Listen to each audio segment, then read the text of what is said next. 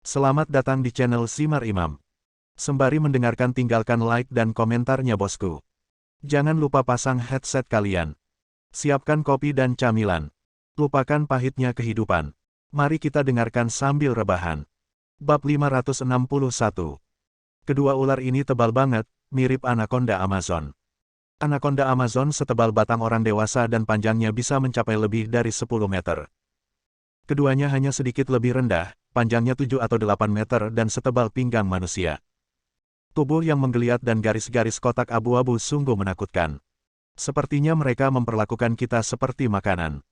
Chen Feng tiba-tiba merasakan aliran air hangat mengalir di bahunya. Dia melihat ke samping dan langsung mengutuk. Jinguji bisa gemetar dan dia sangat takut hingga dia kencing di celana. Dia sangat marah dan menjatuhkan Jinguji Misa ke tanah dengan sangat jijik. Kemudian dia melepas bajunya dan menyeka kotoran di bahunya. Adik kecil, itu hanya dua ular kecil, apa yang harus kamu takuti? Chen Feng benar-benar terdiam dan melemparkan bajunya ke tanah. Saat tumbuh dewasa, ia hanya memiliki pengalaman mengencingi orang lain, sehingga tidak ada yang berani mengencingi dirinya. Ini sungguh memalukan. Jangan tinggalkan aku takut. Jinguji Misa masih gemetar sambil menutup matanya rapat-rapat. Saat tumbuh dewasa, dia tidak pernah takut pada harimau, singa, atau binatang buas apapun, tetapi ketika dia melihat ular, dia seolah-olah akan dibunuh. Tubuhnya yang menggeliat, matanya yang bulat, dan kulitnya yang tidak rata dan menggumpal hanyalah mimpi buruknya. Jika ketakutannya parah, inkontinensia urin bisa terjadi. Teman-teman, yang saya temui kali ini adalah dua ular yang sangat tebal. Belum lagi kencing, jiwanya pun hilang. Buka matamu dan perhatikan baik-baik. Teriak Chen Feng yang marah, memegang pisau putih dan menghadap dua ular piton raksasa. Itu hanya dua serangga kecil, jadi apa yang perlu ditakutkan?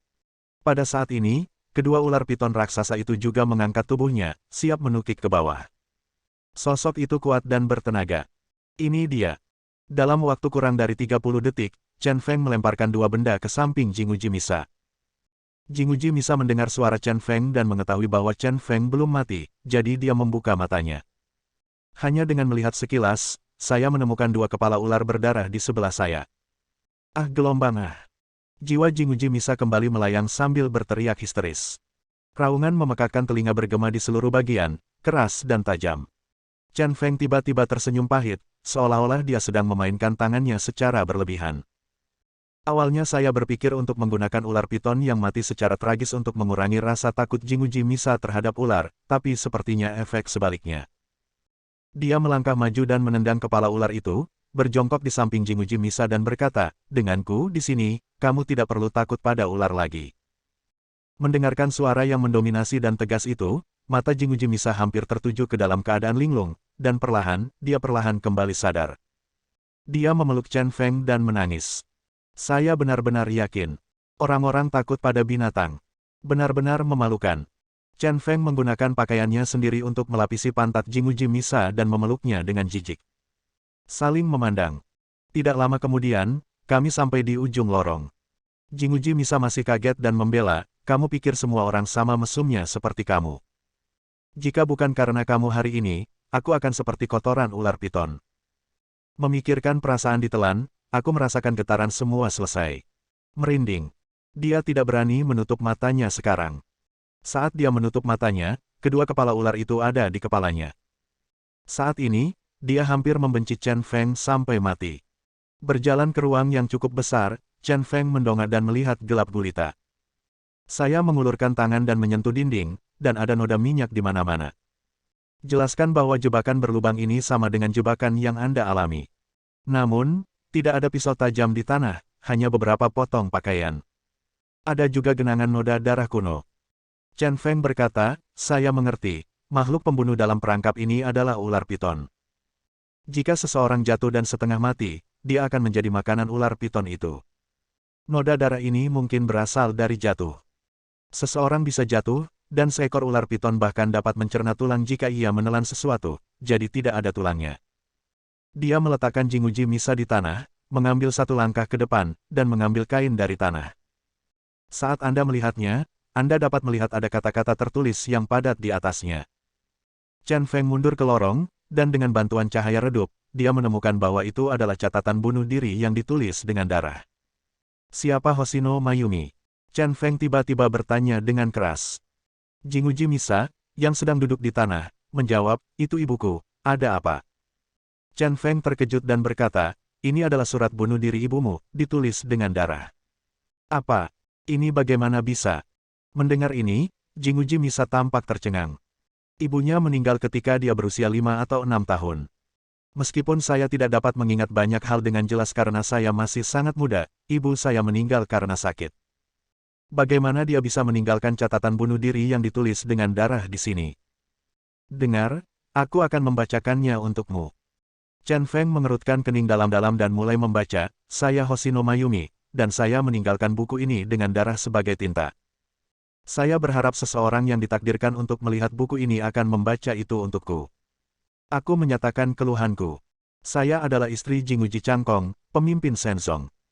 Pada awal tahun 2001, suami saya tiba-tiba mengeluarkan laporan ayah yang mengatakan bahwa putra kedua saya, Jinguji Harumi, bukanlah putra kandungnya. Saya di penjara istana tempat pendidikan Shenzong Yuan. Sejak saya menikah, saya tidak pernah melakukan apapun yang melanggar etika wanita, dan saya tidak pernah menjalin hubungan dengan pria lain. Saya tidak bisa menerima fitnah ini. Saya menulis buku ini di sel penjara ini, hanya untuk meninggalkan bukti jika saya terbunuh suatu hari nanti, tapi saya berharap tidak bersalah. Setelah mendengar apa yang dikatakan Chen Feng, kepala Jinguji Misa benar-benar kacau. Dia terus menggelengkan kepalanya dan berkata, bagaimana mungkin? Ini tidak mungkin. Ayah dan ibu begitu harmonis, bagaimana hal seperti ini bisa terjadi? Chen Feng masuk lagi, melihat tatapan bingung dan tak berdaya Jinguji Misa, dan juga saya merasa sedikit kasihan padanya. Tapi catatan bunuh diri berdarah Hoshino Mayumi seperti potongan terakhir dari teka-teki, memungkinkan dia untuk mengetahui semua keluhan keluarga Jinguji. Ia pernah menduga cerita yang diceritakan Higazaki Michiojun itu salah. Lagi pula, itu terlalu pribadi. Tapi kata-katanya diucapkan terlalu santai. Tapi sekarang tampaknya cerita itu benar adanya. Saat itu Jinguji Changmin kehilangan posisinya sebagai ketua sekte, dan akhirnya menunggu kesempatan untuk membalas dendam. Dengan bantuan Nenek Hua, ia berpura-pura menjadi Jinguji Changkong dan menjalin hubungan dengan Hoshino Mayumi. Di antara mereka, putra kedua Harumi Jinguji adalah putra Jinguji Changmin, dan bukan putra Jinguji Changkong. Belakangan, karena kombinasi keadaan yang aneh, Jinguji Changkong akhirnya mengetahui bahwa Jinguji Harumi bukanlah putranya, jadi dia menjadi marah kepada istrinya karena mengira dia telah mencuri seseorang di belakang punggungnya. Maka Hoshino Mayumi dipenjarakan di penjara istana bawah tanah, dan akhirnya dipasang jebakan dan dijadikan makanan ular piton. Dan dia sendiri, karena martabat Shenzong, tidak mempublikasikan masalah ini dan terus membesarkan Jinguji Harumi sebagai putranya. Hah? Tidak. Petik 2. Memikirkan hal ini, Chen Feng tiba-tiba terlintas di benaknya dan terlihat serius. Saya selalu merasa ada sesuatu yang aneh. Kemarin saya berdiskusi dengan Higazaki Michijun, dan jelas saya ingin membantu Jinguji Yongye menjadi pemimpin sekte. Tetapi jika dia tidak muncul sebagai seorang bisu dan mengeluarkan 2 kartu penjaga, bukankah itu berarti Jinguji Harumi akan menjadi pemimpin sekte? Ups, aku tertipu, Higazaki Michiojun itu. Chen Feng tiba-tiba sadar, dan melangkah maju untuk menjemput Misa Jinguji. Saat ini, dia tidak peduli dengan rasa jijik, dia mendorong Misa Jinguji ke bahunya dan berkata, kita akan segera naik. Jika kita terlambat, kita mungkin tidak bisa mengejar. Bab 562. Ketika Misa Jinguji melihat cara Chen Feng memanjat tembok, dia terkejut. Saya melihat Chen Feng menggendongnya dengan tangan kiri dan memegang pisau putih di tangan kanannya. Dia melompat tinggi saat berlari, dan pada titik tertinggi, dia menusukkan pedang putih di tangan kanannya dengan keras. Bila putih itu mengeluarkan bunyi, klik, dan dimasukkan ke dalam dinding besi. Tempat pemasangannya hampir 3 meter di atas permukaan tanah. Sungguh menakjubkan bisa memantul seperti ini saat menggendong seseorang di punggungnya. Tak hanya itu, ketangguhan bila pedang berwarna putih ini juga sangar, mampu menggantung 2 orang tanpa beban sama sekali. Langkah Chen Feng selanjutnya membuat Jinguji Misa sangat merasakan pesona hormon pria. Saya melihat Chen Feng menarik napas dalam-dalam, otot-otot lengan kanannya menonjol, dan dengan kekuatan yang tiba-tiba, dia menggunakan kekuatan menarik pedang putih untuk melompat. Ketika tubuhnya hendak melompat hingga batasnya, Chen Feng mencabut pedang putih itu lagi, dan kemudian memasukkan pedang putih itu ke tempat yang lebih tinggi dengan sangat cepat. Begitu saja, ia naik beberapa puluh sentimeter. Ini adalah metode pendakian Chen Feng, yang agak sulit dipercaya. Merasakan nafas dan otot Chen Feng, Jinguji Misa entah kenapa merasa penuh dengan kekuatan pacar. Dia bahkan menghela nafas dalam hatinya, ini pria sejati. Sebenarnya, kamu bisa menurunkanku dan datang dan menyelamatkanku setelah kamu keluar. Berbaring di bahu Chen Feng, mengikuti tubuh Chen Feng, melompat ke atas, Jinguji Misa merasa seperti dia adalah beban. Jika bukan karena dia, Chen Feng akan lebih cepat. Chen Feng berhenti, mengatur napasnya sedikit, dan berkata, tidak, sejujurnya, menggendongmu atau tidak menggendongmu tidak terlalu berarti bagiku. Keduanya sama, tetapi menempatkanmu di lubang gelap itu, kamu sangat pengecut, aku takut membuatmu takut. Mendengar ini, Misa Jinguji merasakan hangat di hatinya, dan kata-kata ini sangat menyentuh hatinya. Tapi Chen Feng tidak berpikir demikian, dia hanya merasa nasib gadis ini agak pahit. Mendaki seperti ini sangat melelahkan, dan bahkan tubuh mesum seperti Chen Feng pun sedikit berkeringat. Setelah beberapa saat, saya akhirnya mencapai puncak. Chen Feng mendorong dengan kuat, tetapi dia tidak bisa mendorongnya dan tidak bergerak sama sekali. Saya memperkirakan secara kasar bahwa pelat besi itu tebalnya sekitar 10 cm. Jinguji Misa juga mengulurkan tangan dan mendorongnya dengan rasa ingin tahu, dan segera menghela nafas, aku tidak bisa keluar bahkan setelah aku naik. Tidak bisa keluar. Chen Feng mencibir, berbaring saja di bahuku. Dia menarik pedang putih itu dan melompat, dia beralih ke tangan kirinya untuk menggenggam pedang putih itu. Dia segera menggunakan seluruh kekuatannya dan memukul Raja Neraka berjari 5 dengan tangan kanannya. Dengan suara, ledakan, dia menembus 5 jari. Dengan genggaman tangan kanan, tangan kiri dibebaskan. Dia menghunus pedang putihnya dan bersiap untuk menghancurkan pelat besi itu dengan kekuatan acak. Pelat besi setebal itu, meski bisa dihancurkan dengan pisau telanjang, mungkin tidak akan bisa membuka celah dalam waktu kurang dari setengah jam. Sekarang saya hanya bisa bertaruh untuk memotong sambungan antara pelat besi dan jebakan, yang bisa dibuka di sana, yaitu tempat yang hidup dan relatif rapuh. Saat dia hendak mengayunkan pedang putih untuk memotong bagian atas, telinganya tiba-tiba bergerak sedikit dan samar-samar dia mendengar suara seseorang berbicara. Suaranya sangat kecil sehingga jika dia tidak memiliki telinga yang sensitif, dia tidak akan mendengarnya sama sekali. Terkejut di dalam hatinya, dia mengerahkan kekuatan dengan tangan kanannya dan mengulurkan tangan. Di satu sisi kepala Anda, letakkan telinga Anda setinggi mungkin. Benar saja, ada seseorang yang berbicara di pelat besi, dan ada lebih dari satu orang. Hanya saja suaranya terlalu pelan dan saya tidak bisa mendengar siapa orang itu. Alasan kenapa aku memilih lubang gelap ini untuk dinaiki pada akhirnya adalah karena aku membaca surat darah Hoshino Mayumi yang mengatakan bahwa dia di penjara istana bawah tanah dan kemudian jatuh ke dalam jebakan. Kemungkinan besar penjara di atas jebakan ini terletak di istana bawah tanah. Setelah dia jatuh ke dalam perangkap, siapapun yang terpilih sebagai pemimpin akan memasuki istana bawah tanah. Dengan cara ini, dia bisa langsung memasuki penjara istana bawah tanah dari sini, menghindari masalah para penjaga di pintu masuk istana bawah tanah. Lalu bisakah orang yang berbicara di atas adalah orang dari Jinguji Changkong dan timnya? Ini sangat mungkin terjadi, lagi pula Gong Yu Qianlei di penjara istana bawah tanah. Dengan cara ini, seseorang tidak bisa gegabah dan kasar menghancurkan pelat besi di atasnya. Jika orang di atas waspada dan berhati-hati, dia mungkin tidak bisa keluar. Lagi pula, medan tempat dia berada saat ini tidak terlalu menguntungkan. Satu-satunya cara sekarang adalah dengan membuka pelat besi dengan satu serangan dan melarikan diri tanpa memberikan waktu kepada orang-orang di atas untuk bereaksi. Memikirkan hal ini, dia tampak serius. Lagi pula, di mata orang awam, hal ini hampir mustahil. Pada saat ini, Chen Feng mencabut pedang putih itu dengan satu tangan dan berkata kepada pedang putih dengan nada seperti seorang teman, "Teman lama, aku harus meminjam kekuatanmu lagi hari ini." Dia memegang pedang putih di tangan kirinya, sedikit mengernyit, dan menggunakan pedang putih di dadanya. Darah mengalir keluar, mengikuti duri pedang putih satu persatu, dan perlahan berkumpul di seluruh tubuh pedang putih. Bila putih, yang awalnya dingin, tiba-tiba berubah menjadi merah darah di bawah cahaya yang sangat lemah. Perasaan itu sangat mendominasi, dan bahkan lebih menggugah jiwa dengan niat membunuh. Bahkan Jinguji Misa tiba-tiba merasakan tekanan di dadanya dan jantungnya berdebar kencang. Ujung tajammu tidak bisa dihalangi. Pada hari kamu benar-benar bersinar di dunia, kamu akan berlumuran darah sejauh ribuan mil. Chen Feng memegang pisau putih dan menusuknya di bagian atas. Semudah menusuk tahu dengan pisau dapur, begitu mudahnya menembus pelat besi. Kemudian, dia menggaruk ke kiri dan ke kanan lagi, dan pelat besi tebal itu terbelah secara acak seperti kertas. Jinguji Misa tercengang, ini pelat besi. Apakah itu dibelah begitu saja? Tentu saja, segala sesuatunya tidak sesederhana yang dipikirkan Misa Jinguji. Kelihatannya mudah, namun nyatanya, selain ujung pedangnya yang tajam, ada juga kekuatan rahasia yang menakutkan dari Chen Feng.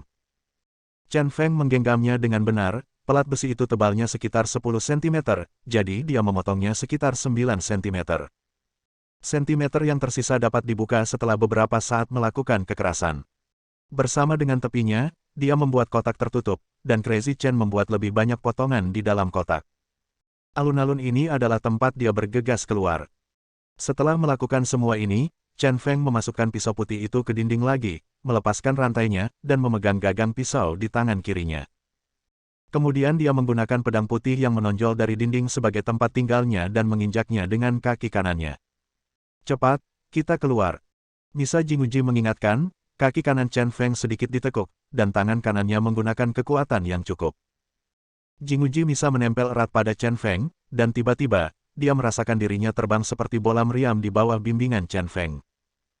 Elastisitas pedang putih, kekuatan ledakan kaki kanannya, dan cengkeraman tangan kanannya digabungkan menjadi satu, mengirim Chen Feng ke atas. Namun kali ini, dia memilih metode serangan yang sangat mendominasi, yaitu memukul pelat besi dengan keras dengan kepalanya. Kepala Crazy Chen lebih keras dari besi. Di bawah hantaman yang kuat, sambungan rapuh di tepinya dan titik lemah yang baru saja dia potong benar-benar terbuka. Segera, cahaya masuk, dan dia menyingkirkan pedang putih itu, meraih pelat besi yang rusak itu dengan tangan kanannya, dan secara ajaib berlari keluar bersama Jinguji Misa. Bab 563. Kemunculan Chen Feng sangat tidak terduga sehingga semua orang yang hadir tercengang. Terutama mereka yang menganiaya Gong Yuqianlei, semuanya menghentikan gerakannya. Meskipun kecantikan Gong Yuqianlei menjadi pucat, dia dengan cepat mendapatkan kembali ketenangannya dan mengambil satu tangan kotor dari dirinya.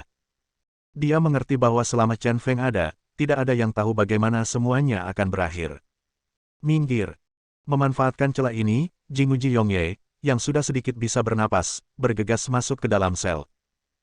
Dia mendorong orang-orang di depan Gong Yuqianlei, mengambil Gong Yuqianlei, dan membawanya keluar sel. Bersandar di dinding, terengah-engah, matanya tiba-tiba tertuju pada wajah lembut Gong Yuqianlei, dan dia tidak bisa lagi memalingkan muka. Mata mereka sebiru langit dan seterang bintang. Mata saling berhadapan, jangan terbuka atau berkedip. Dorongan tertekan yang melepaskan emosi panas yang tak terkendali. Nama saya Jinguji Yongye. Selama sisa hidup saya tidak akan pernah meninggalkan dan mencintai Gong Yuqianlei selama sisa hidup saya. Nama saya Gong Yuqianlei. Sisa hidup saya, apakah itu tubuh atau jiwa, hanya akan menjadi milik Jinguji Yongye selamanya. Peluk dan cium. Waktu membeku bagi mereka berdua dalam sekejap. Chen Feng meletakkan Jinguji Misa di tanah, mengutuk dalam hatinya, sudah berapa lama sejak dia di sini, dan dia masih di sana bersamamu dan aku. Meskipun saya tidak lajang, saya masih makan makanan anjing lengkap. Tidak lagi memperhatikan dua orang yang penuh kasih sayang, mata Chen Feng tertuju pada Hattori Masaki dan berkata, pakaian dan rambutmu tidak berubah. Benar saja, Igazaki Michijun hanyalah orang yang kamu samarkan, ini adalah tubuh aslimu, kan? Jinguji Changmin. Di dunia ini, jika ada yang ingin menjadikan Jinguji Harumi sebagai pemimpin sekte, hanya Jinguji Changmin yang bisa melakukannya. Bagaimanapun, Jinguji Changmin adalah ayah kandung dari Harumi Jinguji. Dilihat dari hasil pemilu saja, ada tangan besar tak kasat mata yang mengendalikan proses pemilu. Orang yang memegang tangan besar ini adalah Igazaki Michiojun, juga dikenal sebagai Jinguji Changmin. Hattori Masaki memiliki ekspresi terkejut di wajahnya dan memandang Chen Feng dengan penuh penghargaan, seperti yang diharapkan dari keputusasaan putih, dia mampu melarikan diri dari jebakan dan datang ke sini. Sungguh mengejutkan. Jinguji Changmin, hanya saja aku sudah lama tidak dipanggil dengan nama itu. Namaku Hattori Masashige sekarang. Aku minta maaf untuk memberitahumu bahwa hal besar telah diputuskan. Harumi akan menjadi sekte pemimpin. Semua orang di sini adalah milikku, dan hanya kamu. Ingin membalikkan keadaan. Bukankah kamu sedikit terlalu percaya diri? Putih keputusasaan, jika kamu memilih untuk pergi sekarang, aku akan membiarkanmu hidup. Jika kamu berhasil, aku akan membiarkanmu dimakamkan di sini. Yang paling dibenci Chen Feng adalah, itu hanya ancaman. Dia menyipitkan matanya dan mendengus dingin, pergi. Apakah kamu bercanda? Kamu bajingan tua telah menipuku 2 kali. Aku bisa membuatmu merasa lebih baik. Katakan, aku di sini hari ini. Apa rencanamu akan berhasil? Ini adalah pertama kalinya menggunakan dia sebagai senjata untuk membunuh orang bisu, dan diam-diam bekerja untuk membantu Jinguji Yongye naik ke tampuk kekuasaan. Di tempat latihan, dia memanfaatkan ketidaksiapannya dan menyerang dengan api, menyebabkan dia jatuh ke dalam jebakan. Ini adalah yang kedua kalinya. 2 masa ini adalah dendam hidup dan mati. Wajah Hattori Masaki juga menjadi gelap, dan dia berkata, kamu memiliki pepatah lama di Tiongkok, yaitu jika kamu tidak makan roti panggang, kamu harus minum anggur yang enak. Karena kamu begitu mengabaikan penghargaan, hari ini adalah pada hari kamu mati. Dia melambaikan tangannya, dan kedua belas ninja memanfaatkan situasi ini. Chen Feng dikelilingi oleh orang-orang. Salah satunya adalah Kirigaku Zaizu. Chen Feng sedikit mengernyit, memandang Kirigaku Zaizu dengan sangat kecewa dan berkata, Kirigaku Zaizu, apakah kepalamu patah? Aku memintamu untuk melindungi Jingbai setiap saat, mengapa kamu datang ke sini? Kamu tahu, aku tidak tahu, jika kamu terus membantu para tiran, kamu akan berakhir di tempat yang menyedihkan. Jangan biarkan semua karakter baik yang telah kamu kumpulkan dengan susah payah hilang di sini. Kirigaku Zaizu tampak sedih dan berkata dengan penuh semangat, sungguh, aku tidak mau datang, tapi aku mau tidak mau menuruti perintah tuannya. Apakah kepalamu pernah ditendang oleh seekor keledai? Chen Feng mengutuk, tuanmu adalah Igasaki Michiojun, dan ini adalah Jinguji Changmin. Bisakah itu menjadi Igasaki Michiojun? Biar ku beritahu, kematian tuanmu mungkin karena kesalahan bajingan ini, dan kamu masih bertingkah bodoh di sini. Hattori Masaki tidak menyembunyikannya, dan tersenyum bangga, ini benar-benar. Kamu benar, akulah yang membunuh Igasaki Michiojun. Aku mempelajari semua ninjutsunya dan menjadi lebih baik dalam hal itu, tetapi orang ini ingin mengambil ninja Tenka yang ditinggalkan oleh Dewa Ninja legendaris. Sebarkan kepada orang lain. Ninja Tenka setelan tersebut bukan hanya setelan ninja yang diturunkan oleh Dewa Ninja, tapi juga memiliki ninjutsu terkuat yang ada dalam legenda. Tapi lelaki tua di Iga itu ingin mewariskannya kepada orang lain. Kebetulan saja. Aku kupikir aku bisa menantang ninja terkuat yang pernah ada. Setelah pertarungan yang sulit, aku membunuhnya dan meminta Gong Yulan membuatkan topeng kulit, menggunakan wajah Igasaki Michijun untuk menjadikanku orang yang paling nyata. Kemudian dia mengasingkan diri untuk itu. Setahun, sepenuhnya mengubah dirinya menjadi Igasaki Michiojun, dan menggunakan metode mati suri untuk menghapus identitas Jinguji Changmin dari dunia. Selama bertahun-tahun, ninjutsu saya tidak hanya menjadi lebih halus, tingkat kekuatan saya juga meningkat. Mencapai puncak yang kuat, dan saya bahkan telah mempelajari ninjutsu terkuat yang legendaris. Di negara Jepang, saya hampir tak terkalahkan. Dengan kemampuanku saat ini, jika aku mengatakan yang sebenarnya, apa yang dapat kamu lakukan padaku? Setelah selesai berbicara, Hattori Masaki mengangkat kepalanya dan tertawa. Tawa itu penuh dengan penghinaan yang nyata, dan sikap liar dan mendominasi yang lebih rendah dari 1 orang dan lebih tinggi dari 10.000 orang.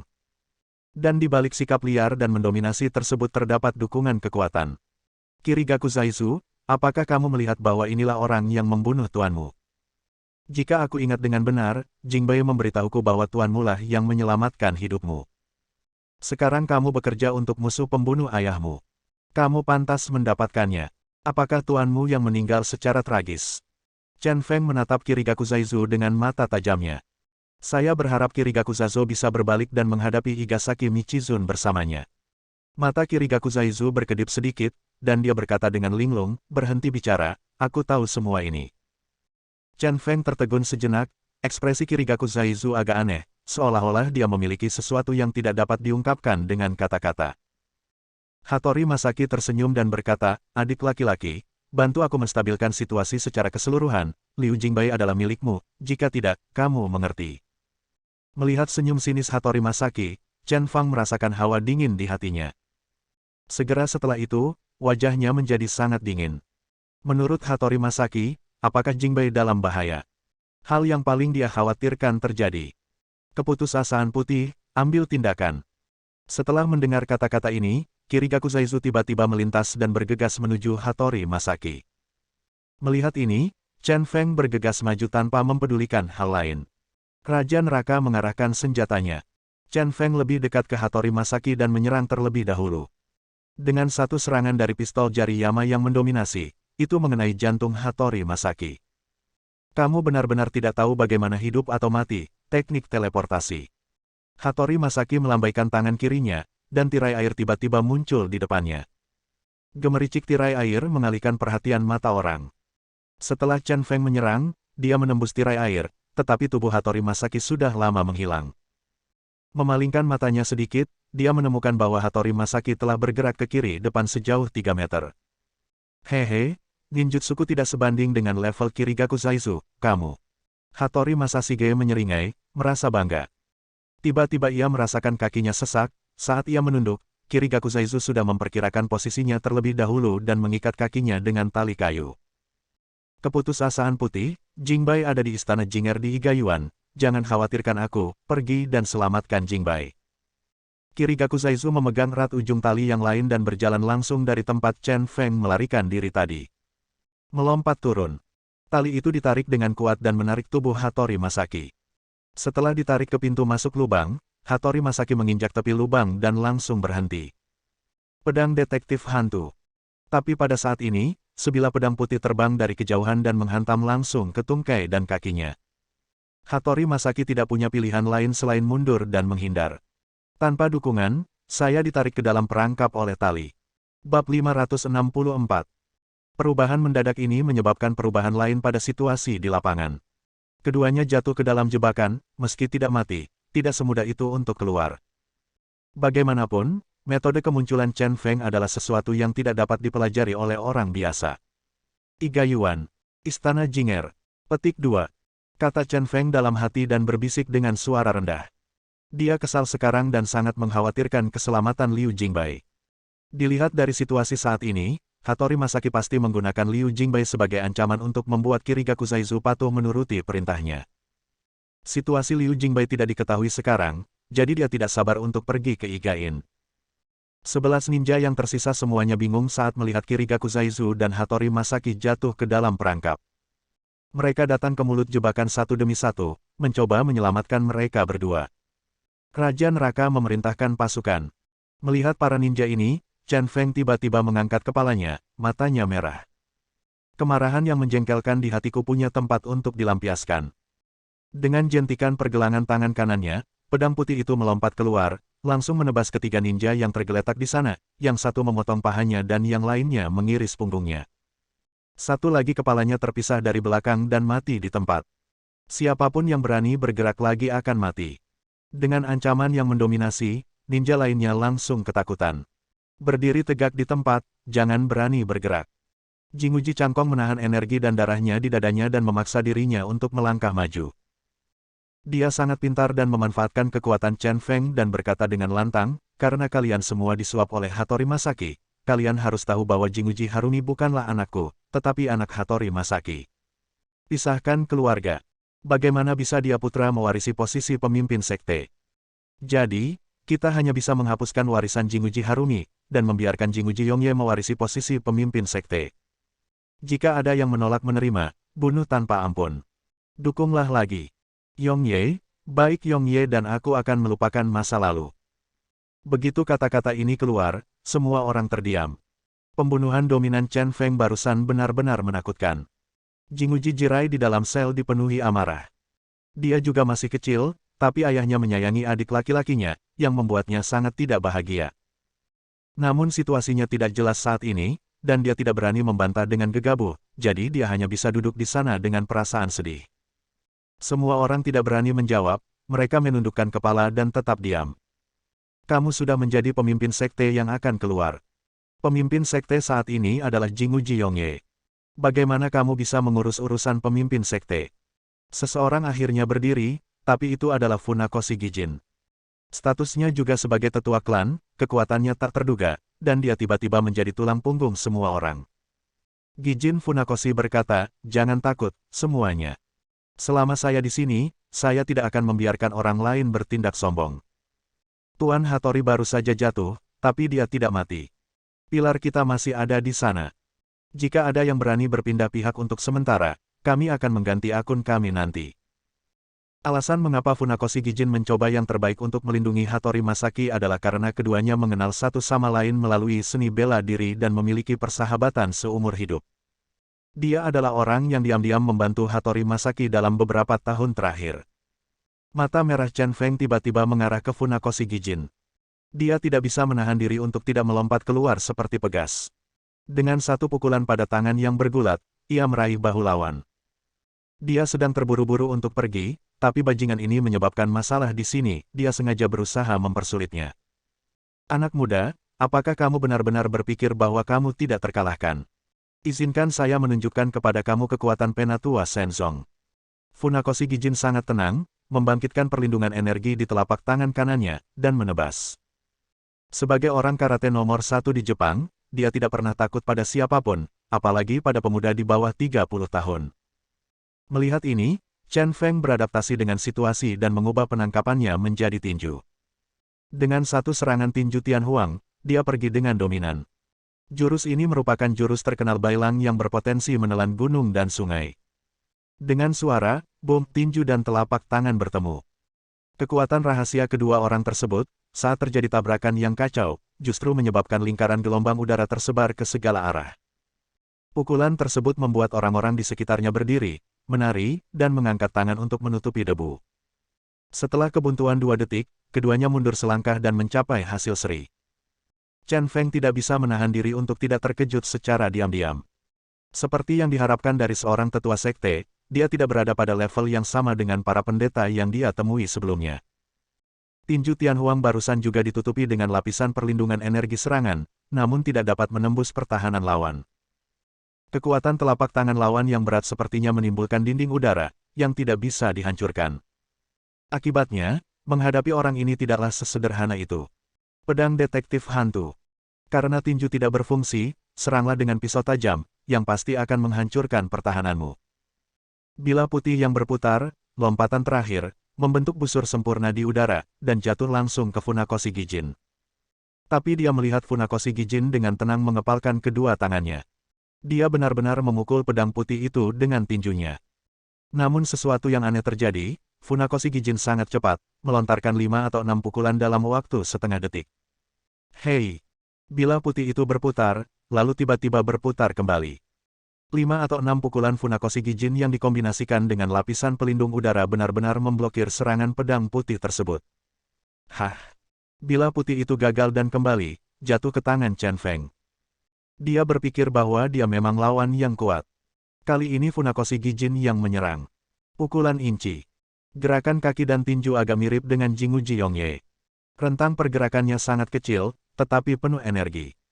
Menghadapi serangan musuh, Chen Feng tidak berani mengabaikannya. Dia juga mengepalkan tinjunya, mengepalkan jari-jarinya seperti Raja Neraka, dan menyerang balik lawannya. Keduanya saling memukul, mengepalkan tangan ke arah Raja Neraka. Dengarkan saja suara menderunya, tinjunya begitu cepat hingga menyilaukan, dan mata sulit mengimbanginya. Hanya dalam beberapa detik, keduanya melepaskan puluhan pukulan. Baru setelah semua perlindungan energi yang dibangkitkan habis, mereka memiliki pemahaman diam-diam untuk menarik tinju mereka dan mundur. Sungguh menakjubkan. Di negara Jepang, tidak ada tinju yang pernah bertabrakan dengan saya selama begitu banyak ronde. Anda yang pertama. Funakoshi Gijin dengan tulus memuji Chen Feng. Chen Feng mendengus dingin dan berkata, negara Jepang adalah tempat yang besar, tetapi kamu layak untuk dibanggakan. Katak di dalam sumur. Aku sudah tahu kelemahanmu. Aku sedang terburu-buru hari ini, jadi kamu beruntung. Aku akan membiarkanmu lihat apa artinya menjadi benar-benar unggul. Langkah ini. Dia tiba-tiba membungkuk, meletakkan tangannya di tanah, melengkungkan tubuhnya dan mengangkat kepalanya. Dengan suara, meong, dari kejauhan terlihat seperti kucing liar yang bersiap memangsa. Sangat lincah, kucing malam yang mirip binatang buas. Dengan suara melengking dari mulutnya, Chen Feng melompat keluar menggunakan keempat anggota tubuhnya dan memamerkan giginya. Seperti burung hantu malam yang galak, dia menggunakan kedua cakarnya untuk meraih Funakoshi Gijin. Kekuatan Gijin Funakoshi terletak pada kenyataan bahwa kemanapun telapak tangannya mencapai, dia dapat membangkitkan energi pertahanan yang kuat. Tanpa gerakan yang sangat tajam, akan sulit menembus pertahanan. Namun, wilayah di luar jangkauannya justru menjadi tempat yang rentan. Selama kamu bisa melewati pertahanan kedua telapak tangan dan menyerang bagian lain, kamu pasti akan menang dengan satu pukulan. Apakah kamu orang yang gesit? Gijin Funakoshi sedikit terkejut. Chen Feng sebenarnya mengaku sebagai orang yang lincah dengan tubuh 5 ekstrim. Bahkan ketika dia terkejut, refleksnya sangat cepat. Dia segera menggunakan kedua telapak tangannya untuk bertahan dan pergi. Tapi kali ini, sebelum dia bisa menyentuh anggota tubuh Chen Feng, dia mendengar suara, meong, dan tubuh Chen Feng melintas ke sisinya dalam sekejap. Segera, cakar Chen Feng tergores dengan cepat, langsung menggores beberapa bekas darah di punggungnya. Sialan! Ketika dia sadar dan berbalik, Chen Feng melompat ke kiri lagi. Kecepatannya terlalu cepat, dan kedua cakarnya terlalu membingungkan, tidak ada urutan sama sekali, dan mereka hanya bertarung dengan kemampuan kebinatangan yang paling primitif. Namun semakin sering hal ini terjadi, Funakoshi Gijin menjadi semakin sulit dipahami dan tidak dapat diprediksi. Kali ini, cakar Chen Feng mencengkeram pergelangan tangan Funakoshi Gijin. Cakarnya dengan cepat berubah menjadi grapple, dan dengan ketidaksejajaran yang kuat, lengan kiri Funakoshi Gijin terkilir. Chen Feng memanfaatkan situasi ini dan memanggil pedang putihnya, menggorok leher Funakoshi Gijin. Meski salah satu lengannya lumpuh, Funakoshi Gijin masih memiliki kekuatan bertarung. Tinju kanannya mencapai 1 inci dan datang dengan cepat. Namun sebelum tinju itu mengenai, tubuh Chen Feng melintas dan menghilang. Kecepatannya sangat cepat, seperti melihat hantu. Apakah ini kekuatan ledakan dari orang yang sangat lincah? Gijin Funakoshi merasakan hawa dingin di bagian belakang kepalanya dan langsung berkecil hati. Saat dia berbalik lagi, cahaya putih muncul di matanya. Terdengar suara, bas. Seluruh kepalanya terbang ke langit. Darah muncrat, tubuh Funakoshi Gijin roboh dan kepalanya terjatuh ke tanah. Bab 565. Kematian Gijin Funakoshi benar-benar mengejutkan. Jinguji Harumi dan lainnya, yang awalnya memiliki ilusi, tiba-tiba putus asa. Terus terang, siapapun yang menekan pihak lain dalam hal kekuatan tempur akan menguasai Shenzong. Jelas, faksi Jinguji Yongye, yang memiliki Chen Feng, lebih unggul. Chen Feng tidak berniat membeberkan identitasnya sebagai orang yang sensitif, karena identitas inilah dia mengalami krisis terbesar. Namun menghadapi Funakoshi Gijin, tidak ada yang bisa terbunuh dalam waktu singkat. Maka hanya ada 2 pilihan. Salah satunya adalah dengan terus melepaskan jarum penyegel tulang di tubuh dan melepaskan kekuatan yang tertekan. Namun, itu terlalu berisiko. Bukan hanya alasan mengapa pohon itu menarik angin, tetapi juga alasan khusus dari tubuhnya sendiri. Cara lainnya adalah dengan menggunakan kekuatan badan 5 ekstrim. Bagi mereka yang memiliki sensitivitas ekstrim, kemampuan reaksi seketika tubuh, daya ledak, dan sensitivitas busur refleks semuanya ekstrim. Karena bakat, sensitivitas, tubuhnya, refleks Chen Feng hampir seperti kilat. Dia sangat pandai menghindari peluru. Dan bakat, kelincahan, miliknya juga memungkinkan dia untuk menggunakan bakat atletik instan tubuhnya ke tingkat yang sangat menakutkan. Misalnya, dibandingkan dengan kecepatan pendeta bayangan, kecepatannya sebenarnya lebih rendah. Namun, pada kecepatan setiap aktivasi, dia melampaui pendeta bayangan. Ini juga merupakan alasan utama mengapa pendeta bayangan kalah darinya pada akhirnya. Setelah Chen Feng menggunakan bakatnya sebagai orang yang gesit untuk melatih fungsi tubuhnya secara ekstrim, dia pernah bertarung melawan Master Tinju Ular dan tiba-tiba menemukan bahwa fungsi tubuh primitif hewan berada di luar jangkauan manusia. Namun, sebagai orang yang sangat sensitif, dia benar-benar dapat meniru beberapa binatang buas dan belajar dari dirinya sendiri naluri fisik yang dikumpulkan dan diwarisi oleh binatang buas tersebut selama ribuan tahun. Oleh karena itu, selain belajar dari hewan biasa, Chen Feng pergi ke hutan perawan yang belum berkembang dan hidup selama setengah tahun, menciptakan serangkaian gerakan tubuh mirip binatang. Ini adalah jurus uniknya sebagai orang yang sangat lincah, dan memiliki kekuatan yang menakutkan. Kucing malam yang seperti binatang hari ini menerobos energi pertahanan Funakoshi Gijin yang sangat tebal. Chen Feng menunjuk ke pintu sel dan berkata kepada para ninja dengan sangat mendominasi, masuk atau mati. Pada saat ini, temperamennya tiba-tiba mengalami perubahan kualitatif. Kekuatan liar dan mengintimidasi yang terpancar dari tubuhnya sungguh mencengangkan dan menindas. Sial, bagaimanapun juga kita adalah ninja. 3 ninja merasa terhina, menerobos rasa takut mereka, dan langsung membunuh Chen Feng. Kalau begitu mati. Dengan tatapan dingin di matanya, Chen Feng bergegas maju dengan pisau putih di tangannya. Hanya dengan 3 gerakan, dalam waktu kurang dari 10 detik, ketiga ninja tersebut terjatuh ke dalam genangan darah. Semua ninja ini adalah elit yang dilatih oleh Hattori Masaki, tetapi mereka dimusnahkan oleh Chen Feng dengan mudahnya memotong melon dan sayuran. Bukan karena mereka terlalu lemah, tapi Chen Feng terlalu kuat. Begitu dia masuk, Chen Feng mengunci pintu dari luar. Jinguji Jirai tiba-tiba melemparkan dirinya ke gerbang besi dan berteriak ke langit. Jinguji, ayah, aku tidak bersalah, biarkan aku keluar. Dia memang tidak bersalah, dan dia tetap memenangkan gelar pemimpin sekte meskipun dia tidak bersalah. Identitas seorang tahanan. Namun, hutang Jinguji Harumi tidak ada hubungannya dengan dia tidak mengerti mengapa Chen Feng mengurungnya juga. Ayah, biarkan kakak tertuaku menjadi pemimpin sekte. Aku tidak ingin menjadi pemimpin sekte ini. Jinguji Yongye, yang sedang menggendong Gong Yuqianlei, memandang kakak tertuanya di dalam sel dan mengatakan sesuatu entah dari mana. Dia sebenarnya tidak ingin menjadi pemimpin sekte. Sekarang, dia hanya ingin membawa Gong Yuqianlei dan terbang jauh untuk menyembunyikan jejaknya. Sebelum pemimpin Jinguji Cangkong dapat berbicara, Chen Feng dengan tegas memarahi, jangan menyerah padaku. Pada titik ini, kamu ingin melarikan diri. Hanya kamu yang bisa melakukannya. Jika kamu tidak melakukannya dengan benar, aku akan bunuh semua orang di sini. Jangan lupa, aku mempunyai dendam mendalam terhadap Sekte Senmu. Jika kamu ingin aku menghancurkan Sekte Sen, hanya kamulah satu-satunya yang bisa menjadi pemimpin sekte.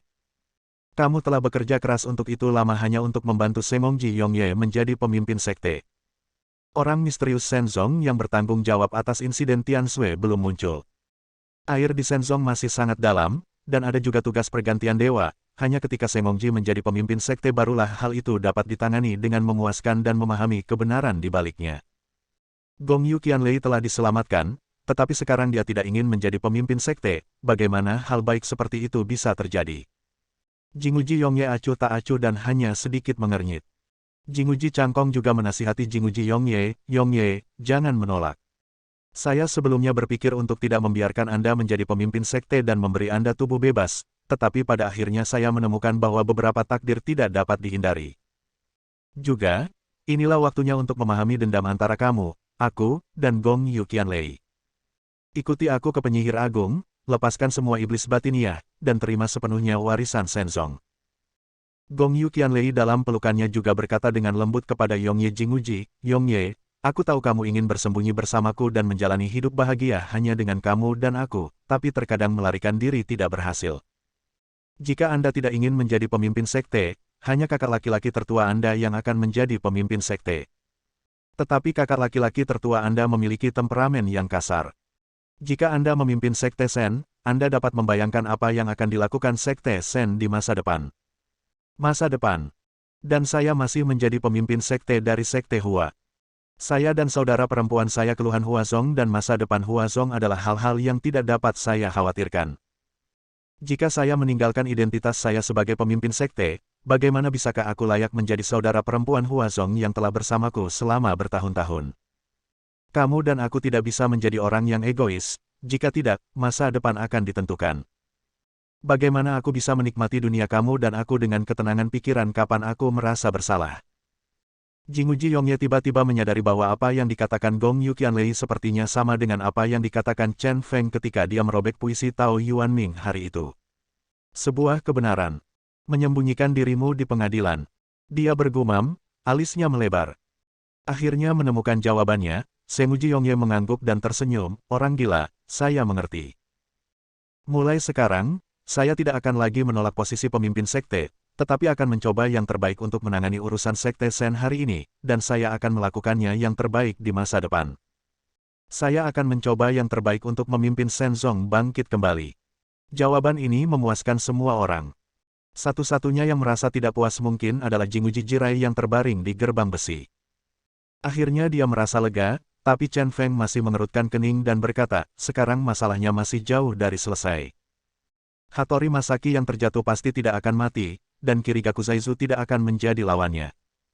Jika Hattori Masaki tidak mati, segala perubahan mungkin akan terjadi. Sekarang pada dasarnya aku telah melenyapkan kekuatan bertarung dari antek-antek Hattori Masaki. Setelah pergi, dengan permohonan Jinguji Cangkong, kita pasti akan dapat menyusun kembali prestise kita dan menstabilkan situasi secara keseluruhan. Jinguji Changkong, ini apakah intinya bisakah kamu melakukannya? Jinguji Changkong mengangguk dan berkata, jangan khawatir, setelah menjadi pemimpin sekte selama bertahun-tahun, prestise saya masih ada. Selama para elit yang percaya di halaman-halaman bidang pengajaran temui saya, mereka akan menghormati saya. Gong Yu Qianlei kemudian berkata, sebelum saya ditangkap, saya telah memberikan perintah kepada Osawa Yuka. Semua pasukan tempur elit Huazong akan berkumpul di luar Shenzong pada hari pemilihan Shenzong, menunggu pesanan saya. Sekarang Shenzong kekuatan tempur tingkat tinggi hampir hancur. Kami, Huazong, dapat membantu Jinguji Changkong mengendalikan Shenzong. Oke. Chen Feng diam-diam berpikir bahwa Gong Yu Qianlei memang wanita yang cerdas. Dia memperingatkan, Jinguji Changkong mendapatkan kembali kendali. Setelah Shenzong, saya meminta orang-orang untuk menutup pintu keluar dari jebakan ini sesegera mungkin. Ada kemungkinan jalan keluar lain, dan mereka disegel rapat untuk saya. Waspadalah terhadap Hattori Masaki keluar. Kalau begitu, kuharap Jinguji Yongye akan menyelesaikan warisan Master Sekte secepatnya. Selain itu, kampung halaman Hattori Masaki di Kyoto ada di Higain. Aku akan menyelamatkan orang dan jemput Higain.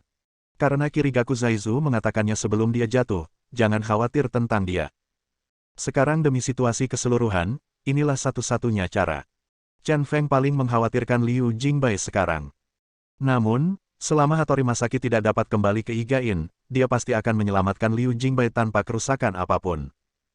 Sekarang saya hanya bisa berharap Hattori Masaki berada dalam perangkap bawah tanah dan terjebak lebih lama. Dengan kata lain, Kirigaku Zaizu bisa membuat Hattori Masaki bertahan lebih lama. Bersambung. Nantikan bab selanjutnya bosku.